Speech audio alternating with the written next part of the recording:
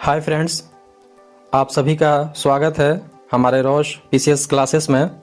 इस चैनल पे आप लोगों के लिए प्रत्येक सप्ताह एग्ज़ाम के लिए इम्पोर्टेंट करंट अफेयर लाए जाते हैं। तो फ्रेंड्स, देखते हैं कि वो कौन से समसामयिकी हैं जो हमारे एग्ज़ाम के लिए इम्पोर्टेंट हो सकते हैं। तो इसके तहत ब्लैक फ्राइडे कार्यक्रम, मणिपुर और त्रिपुरा अलगाव, विद्यादान 2.0, ऑपरेशन हॉट परस्यूट, बरकत योजना, सहकार मित्र योजना, आईपीएसी, नगर वन योजना, अंतर्राष्ट्रीय आपराधिक न्यायालय और पार्सेल द्वीप समूह को देखेंगे। इसके बाद बिहार से संबंधित समसामयिकी को देखेंगे, जिसमें है अनिल किशोर, बिहार जन संवाद, जेम्स वाट पुरस्कार, फलक खान, अपनी क्यारी अपना थाली योजना, गया केंद्रीय कारा नवगछिया क्षेत्र, सीतामढ़ी जिला, मिशन एडमिशन और पीएमसीएच। तो फ्रेंड्स, ये सभी पॉइंट को हम लोग बारी बारी से स्टडी करेंगे। तो शुरू करते हैं। पहला हमारा ब्लैक फ्राइडे कार्यक्रम। यह कार्यक्रम साउथ अफ्रीका से संबंधित है। यानी पिछले दिनों में देखा गया था कि अमेरिका में नस्लीय भेदभाव हुआ था, जिसके अंतर्गत वहाँ जॉर्ज फ्लॉयड नाम के एक काले व्यक्ति की हत्या कर दी जाती है गोरों के द्वारा। और उसी के विरुद्ध में अमेरिका में बहुत सारा जन रैलियाँ होती है और अमेरिका के बाहर भी कई देशों में इसकी भर्त्सना की जाती है। उसी में साउथ अफ्रीका के राष्ट्रपति सिरिल रामाफोसा ने अपने देश में ब्लैक फ्राइडे कार्यक्रम मनाया। यानी उसी दिन जो है जॉर्ज फ्लॉयड की हत्या की गई थी और उसी के विरुद्ध में साउथ अफ्रीका ने इस कार्यक्रम की शुरुआत की थी। नेक्स्ट है फ्रेंड्स, मणिपुर और त्रिपुरा विलय। चूँकि मणिपुर और त्रिपुरा जो है ये भारत की आज़ादी से एक अलग रियासत थी, लेकिन सरदार पटेल रियासत का एकीकरण कर रहे थे और नए देश का निर्माण करना चाह रहे थे। उसी के संदर्भ में मणिपुर और त्रिपुरा को भी भारतीय राज्यों में शामिल किया गया था। लेकिन अब जो है मणिपुर और त्रिपुरा में यह मांग उठ रही है कि हमें किया जाए और हमें अलग रियासत के रूप में पहचान दी जाए। तो इसी कारण से फ्रेंड्स मणिपुर और त्रिपुरा न्यूज़ में छाए हुए थे। आगे है विद्यादान 2.0। चूँकि हम लोग को मालूम है कि विद्यादान का जो संबंध है वह एजुकेशन से रिलेटेड है। तो विद्यादान 2.0 जो है दरअसल कोविड-19 के कारण जो स्टूडेंट्स को एजुकेशन हासिल करने में दिक्कत हो रही थी, उसी को ध्यान में रखते हुए गवर्नमेंट ने ऑनलाइन एजुकेशन शुरू किया था बच्चों के लिए, चाहे वह स्कूली लेवल पे हो या कॉलेज स्तर पे हो, सभी के लिए विद्यादान शुरू किया था। लेकिन अब जो है इसके तहत और भी मटेरियल ऑनलाइन उपलब्ध कराया जा रहा है और इसी चरण को विद्यादान 2.0 कहा जाता है। नेक्स्ट है ऑपरेशन हॉट परस्यूट। यह ऑपरेशन जो है पूर्वोत्तर राज्यों में उग्रवादी संगठनों को समाप्त करने के लिए चलाया गया था। जैसा कि असम, मणिपुर, ये सब राज्यों में उल्फा का जो ज़्यादा प्रभाव था, तो उसको समाप्त करने के लिए भारतीय सेना ने ऑपरेशन हॉट परस्यूट शुरू किया था। और इसके अंतर्गत हुआ ये था कि भारतीय सेना बर्मा में 50 किलोमीटर अंदर घुस करके जितने भी उग्रवादी संगठन के क्षेत्र थे वो सभी को ख़त्म किया था। और यह जो है भारतीय सेना की एक बहुत बड़ी उपलब्धि थी और इसे जो है हाल ही में सरकार के द्वारा फिर से हाईलाइटेड किया गया था। तो इस कारण से यह न्यूज़ में छाया हुआ था। नेक्स्ट देखते हैं फ्रेंड, बरकत योजना। बरकत योजना जो है यह विश्व की सबसे बड़ी भोजन वितरण योजना मानी जा रही है। चूँकि लॉकडाउन के दौरान मजदूरों को काफ़ी परेशानी हुई थी, ना उन्हें कपड़ा मिल रहा था, ना ही खाना पीना मिल रहा था। तो उसी को ध्यान में रखते हुए शेफ खन्ना नामक व्यक्ति ने, चूँकि यह एक अभिनेता भी हैं, और इन्होंने ही देश के लगभग 125 शहरों में बरकत योजना की शुरुआत की थी, जिसके अंतर्गत मजदूरों को या उन लोगों को जिन्हें भोजन नहीं मिलता था उन्हें भोजन उपलब्ध कराया जाता था। नेक्स्ट है सहकार मित्र योजना। सहकार मित्र योजना की शुरुआत केंद्र सरकार ने की है और इसका उद्देश्य यह है कि देश को आत्मनिर्भर बनाना, और आत्मनिर्भर बनाने के लिए स्वदेशी उत्पादों का प्रचार करना है। तो इसी स्वदेशी उत्पादों के प्रचार पर विशेष जोर देने के लिए सहकार मित्र योजना की शुरुआत की गई है। हालांकि हाल ही में अमित शाह ने यह घोषणा किया था कि जितने भी कैंटोनमेंट एरिया है वहां सिर्फ स्वदेशी उत्पाद ही बेचे जाएंगे, लेकिन 3-4 रोज ही गुजरा था कि फिर उन्होंने अपने इस नीति को वापस लिया और उन्होंने कहा कि नहीं, कैंटोनमेंट एरिया में भी चाहे वह देशी प्रोडक्ट हो या बेचा जाए। नेक्स्ट है आईपीएसी। आईपीएसी जिसका पूरा नाम है inter parliamentary alliance on China.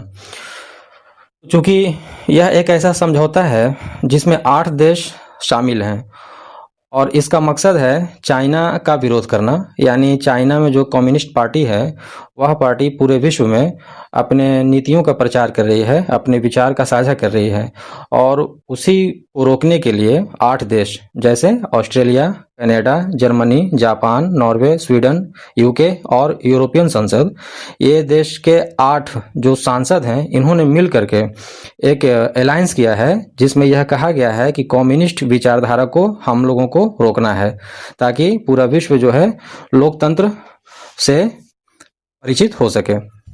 Next है नगर वन योजना। नगर वन योजना का उद्देश्य है शहरी क्षेत्रों में जंगल का विकास करना। क्योंकि अभी तक जो देखा जा रहा था वह था गांव एरिया में ही या जहां पर बिल्कुल ही आबादी नहीं है वहां पर जंगलों का विकास किया जा रहा था, लेकिन जैसा कि हम लोग जानते हैं फ्रेंड्स कि अभी के दौर में जो सबसे ज़्यादा पॉल्यूटेड एरिया है वह है शहरी क्षेत्र, और शहरी क्षेत्र में ही अगर हम पेड़ लगाते हैं तो शहरी क्षेत्र में पॉल्यूशन को कम किया जा सकता है। तो इसी उद्देश्य को पूरा करने के लिए केंद्र सरकार ने नगर वन योजना की शुरुआत की है। अगला है अंतर्राष्ट्रीय आपराधिक न्यायालय। अंतर्राष्ट्रीय आपराधिक न्यायालय यह चूंकि सुर्खियों में इसलिए था कि हाल ही में यूनाइटेड स्टेट ऑफ अमेरिका के राष्ट्रपति डोनाल्ड ट्रंप ने एक ऐसी नीति बनाई जिसमें यह कहा गया था कि जो भी अदालत के अधिकारी हैं यानी अमेरिकी कोर्ट के जो ऑफिसर हैं उनकी संपत्ति को जब्त किया जाए और उन्हें अमेरिका में प्रवेश करने से रोका जाए। ऐसा डोनाल्ड ट्रंप ने इसलिए किया था कि अदालत के अधिकारियों का यह कहना था कि अमेरिकी सैन्य बलों ने अफगानिस्तान में जाकर के युद्ध अपराध किया है, यानी जो सीमाओं में रह करके उन्हें युद्ध करना चाहिए था उससे भी बाहर होकर उन्होंने अफगानिस्तान का शोषण किया है, वहां के महिलाओं के साथ गलत बिहेव किया है, बच्चों को मारा है, निर्दोष लोगों को मारा है। तो इसी की जांच करने के लिए अदालत की ऑफिसर्स जो होते थे वह उनकी जांच कर रहे थे, लेकिन यह नीति जो है अमेरिकी राष्ट्रपति डोनाल्ड ट्रंप को पसंद नहीं आया और उन्होंने यह कह दिया कि जो भी अदालत के ऑफिसर्स हैं उनकी संपत्ति जब्त की जाए और उन्हें अमेरिका में प्रवेश नहीं होने दिया जाए। तो इसी नीति का आलोचना अंतर्राष्ट्रीय आपराधिक न्यायालय ने किया था, इसी कारण से यह न्यायालय सुर्खियों में था। एक लास्ट देख लेते हैं फ्रेंड्स, पार्सेल द्वीप समूह। तो चूंकि पार्सेल द्वीप समूह जो है वह दक्षिणी चीन सागर में है और दक्षिणी चीन सागर हमेशा विवाद का एरिया माना जाता है। इसके किनारे जितने भी देश हैं वो सभी देश चाइना के लगभग विरुद्ध हैं। तो इस द्वीप पर क्या कर रहा है चाइना कि अपना केबल तार बिछा रहा है और यानी दक्षिणी चीन सागर का जो समुद्र है उस समुद्र में चाइना केबल बिछा रहा है, जिसको लेकर के वियतनाम के साथ तनाव उत्पन्न हो गया है। इस कारण से फ्रेंड्स पार्सेल द्वीप समूह चर्चा में था, यानी चीन और वियतनाम के बीच इस द्वीप को लेकर के तनाव है। तो ये था फ्रेंड कुछ इम्पोर्टेंट करंट अफेयर्स जो कि सुनने के लिए बहुत ही कम मिलता है। इसे अलग तरीके से न्यूज़ और मैगजीन से इकट्ठा किया गया है। अब हम लोग चलते हैं बिहार की तरफ और देखते हैं कि कौन कौन से करंट अफेयर्स हमारे एग्जाम के लिए इम्पोर्टेंट हो रहे हैं। तो इसमें है जो पहला वह है अनिल किशोर। अनिल किशोर को ब्रिक्स बैंक का, यानी ब्रिक्स में जो 5 देश हैं और वो 5 देश मिलकर के जो बैंक बनाए हैं उसे ब्रिक्स बैंक कहा जाता है। तो उस बैंक का उपाध्यक्ष बनाया गया है अनिल किशोर को। क्योंकि अनिल किशोर जो हैं वह बिहार के भोजपुर जिला के रहने वाले हैं और जैसा कि आप लोग को मालूम होगा कि भोजपुर जिला ही के अंतर्गत जगदीशपुर नामक गांव आता है जहां से कुंवर सिंह संबंधित है और उन्होंने सन 57 के विद्रोह में भाग लिया था। 1972 ईस्वी में शाहाबाद एक जिला था जिसको 2 भाग में बांटा गया था और उसके तहत 2 जिला बनाया गया था, जिसमें पहला था भोजपुर और दूसरा था रोहतास। तो अनिल किशोर चूंकि इसीलिए सुर्खियों में थे कि इन्हें ब्रिक्स बैंक का उपाध्यक्ष बनाया गया है। नेक्स्ट देखते हैं बिहार जन संवाद। हाल ही में बिहार विधानसभा चुनाव को लेकर के देश के गृह मंत्री अमित शाह ने एक वर्चुअल रैली की थी और इसी वर्चुअल रैली का नाम दिया गया था बिहार जन संवाद। तो आपसे एग्जाम में पूछा जा सकता है कि जो अमित शाह ने जो वर्चुअल रैली किया था उसका क्या नाम था, तो उसका नाम था बिहार जन संवाद। नेक्स्ट है जेम्स वाट पुरस्कार। यह पुरस्कार इंग्लैंड द्वारा किसी रिसर्च के लिए दिया जाता है और इस वर्ष जो यह पुरस्कार दिया गया है वह मधु माधवी नामक महिला को दिया गया है। मधु माधवी, यह चूंकि दरभंगा की रहने वाली हैं और इस कारण से यह न्यूज में थी। जेम्स वाट पुरस्कार पाने वाली इस बार कौन महिला है? मधु माधवी, जो बिहार के दरभंगा जिला की हैं। नेक्स्ट है फलक खान। फलक खान क्योंकि यह अभिनेत्री हैं और मुजफ्फरपुर जिला से संबंधित हैं और इन्होंने एक फिल्म बनाया था वन रक्षक, जिन्हें कांस फिल्म फेस्टिवल के लिए चुना गया है। और आपको मालूम है फ्रेंड्स कि कान जो है फ्रांस का एक शहर है जहां हर साल फिल्म समारोह आयोजित किया जाता है। 2003 से पहले कांस फिल्म फेस्टिवल को इंटरनेशनल फिल्म फेस्टिवल के नाम से जाना जाता था। नेक्स्ट है अपनी क्यारी अपना थाली योजना। इस योजना के तहत बिहार सरकार आंगनबाड़ी केंद्रों में सब्जी का उत्पादन कर रही है और फिर उसी सब्जी को आंगनबाड़ी केंद्रों में पढ़ने वाले बच्चों को खिलाया जाएगा। क्योंकि हम लोग जानते हैं कि आंगनबाड़ी केंद्र में 5 साल से कम उम्र के बच्चे पढ़ते हैं और उसी के लिए यह योजना शुरू की गई है। तो अभी जो फिलहाल में यह योजना चलाया जा रहा है वो 4 जिला में चलाया जा रहा है, पटना, नालंदा, पूर्णिया और खगड़िया।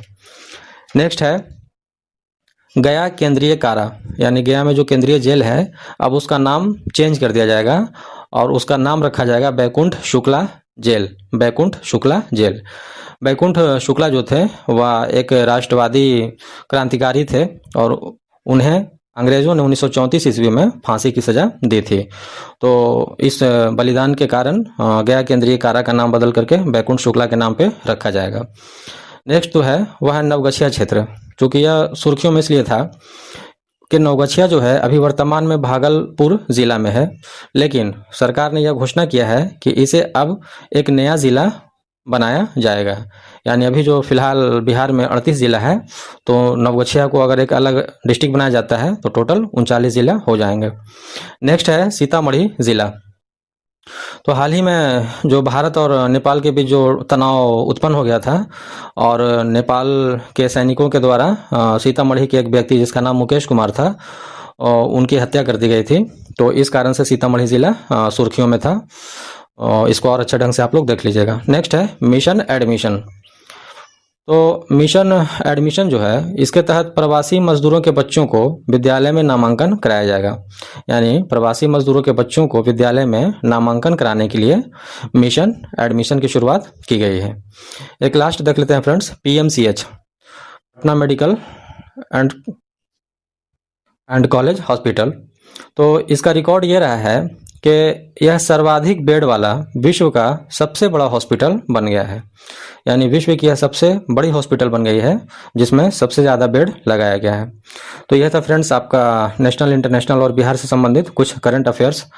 और आपके लिए जो है हम अभी ज़्यादा से ज़्यादा करंट अफेयर नहीं ला पा रहे हैं, लेकिन हम कोशिश करेंगे कि एक ज़्यादा से ज़्यादा करंट अफेयर्स लाएँ और दूसरे सब्जेक्ट का भी सीरीज हम शुरू करें। तो फ्रेंड्स आज इतना ही, फिर मिलते हैं नेक्स्ट वीक। ओके, थैंक्स, जय हिंद।